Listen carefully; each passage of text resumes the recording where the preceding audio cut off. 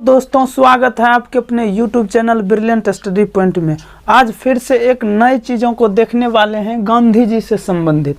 गांधी युग के बारे में जानते हैं, गांधी जी के बारे में सबसे पहले तो देखिए महात्मा गांधी जी का जन्म 2 अक्टूबर 1869 ईस्वी को हुआ था। कब? 2 अक्टूबर 1869 ईस्वी को पोरबंदर गुजरात में। कहाँ? पोरबंदर गुजरात में हुआ था। और इनका पिता का नाम था करमचंद गांधी। पिता का नाम क्या था? करमचंद गांधी। और माता का नाम पुतली बाई थे। उनकी माता का नाम क्या थे? पुतली बाई। और देखिए उनकी पत्नी कस्तूरबा गांधी, जो कि 13-14 वर्ष के एज में उनकी शादी हो गई थी ना। महात्मा गांधी का जो शादी कब हुआ था? 13 वर्ष की आयु, 13-14 वर्ष की आयु में किसके साथ? कस्तूरबा गांधी के साथ। उनके बाद उनको 4 पुत्र हुए, जिसमें कि हरिलाल, मनीलाल, रामदास, देवदास। 4 पुत्र हुए उनको, 2 का लाल और 2 का दास। हरिलाल, मनीलाल, रामदास, देवदास, इस तरह से उनको 4 पुत्र हुए। तो ये गांधी जी से संबंधित ये थे, जीवन के बारे में थोड़ा सा। अब चलिए आगे बढ़ते हैं।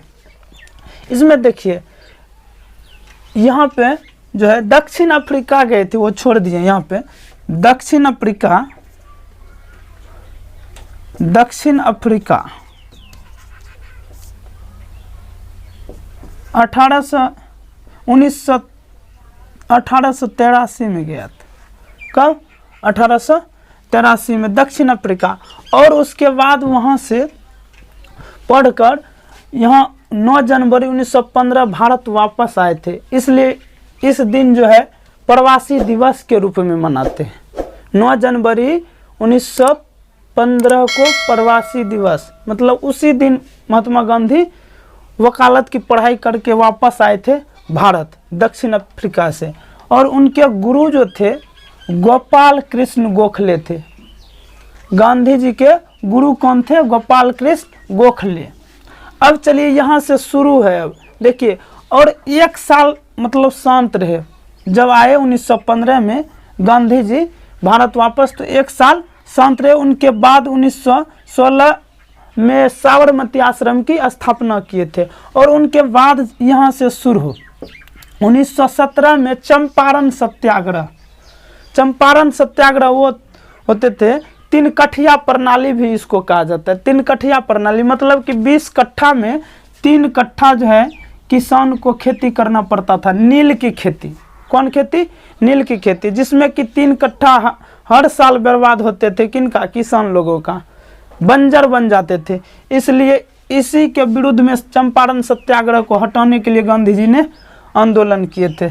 चंपारण सत्याग्रह, इसी को 3 कठिया प्रणाली भी कहते हैं। उनके बाद 1918 में अहमदाबाद मिल मजदूर, जिसमें कि उन्होंने भूख हड़ताल किए थे।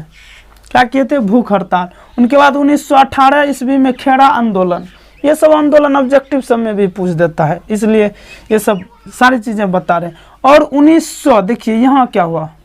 1919 में रोलेक्ट एक्ट, इसी को काला कानून कहते हैं। कोई भी भारतीय अंग्रेज के विरुद्ध बोलते थे, ब्रिटिश सरकार के विरुद्ध बोलते थे, उनको गिरफ्तार कर लिया जाता था और कहता था आपको रोलेक्ट एक्ट लग गया, उसी के तहत आपको गिरफ्तार किया गया। इसलिए इसको काला कानून कहा जाता है। और बिना अपील, बिना दलील, बिना वकील का कानून इनको कहा गया।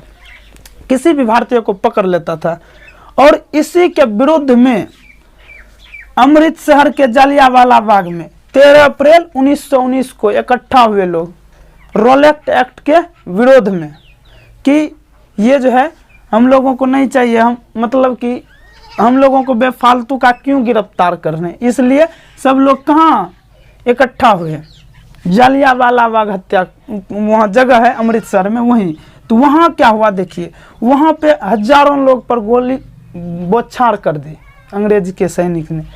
और उन्हीं के चलते 1920 में असहयोग आंदोलन चालू कर दिए महात्मा गांधी। असहयोग आंदोलन, कि कोई सहयोग ना करो, अंग्रेज सबका कोई सहयोग नहीं करो। तो इसलिए असहयोग आंदोलन चालू कर दिए, शोक में रहे। उनके बाद फिर से ये रोलेक्ट एक्ट, मतलब कि जन किसी को पकड़ के जेल में बंद कर रहा था, 5 फरवरी 1922 को चौरी चौरा कांड हो गया। चौरी चौरा कांड ये वो हुआ था, किसी मतलब कि बहुत भारतीय को बेफालतू का पकड़ लेते थे और जेल में बंद कर देते थे, इसलिए जो है सभी लोग उस पर आक्रोशित हो गए और पुलिस को ही पुष्ट धोया और जेल मतलब अपने से जेल में बंद हो गए। कौन? सैनिक, मतलब अंग्रेज के सैनिक सब अपने से जेल में बंद हो गए और भारतीय को टिटवा दिखाने लगा कि अब कैसे मारोगे। तो इसलिए क्या किया, भारत के मतलब जो भी जनता थे बाहर से लॉक कर दिया ताला और सबको मिट्टी तेल छिड़क कर सबको जला दिया। और 1922 में 22 गो अंग्रेज सैनिक गायब, 22 गो सैनिक की मृत्यु होगी, जला कर राख कर दी। और उनके बाद 11 फरवरी 1922 को असहयोग आंदोलन गांधी जी वापस ले लिए। उनके बाद तब सविनय अवज्ञा आंदोलन 1930 में हुआ, जिसमें कि 11 सूत्री मांग हुई थी। और उनके बाद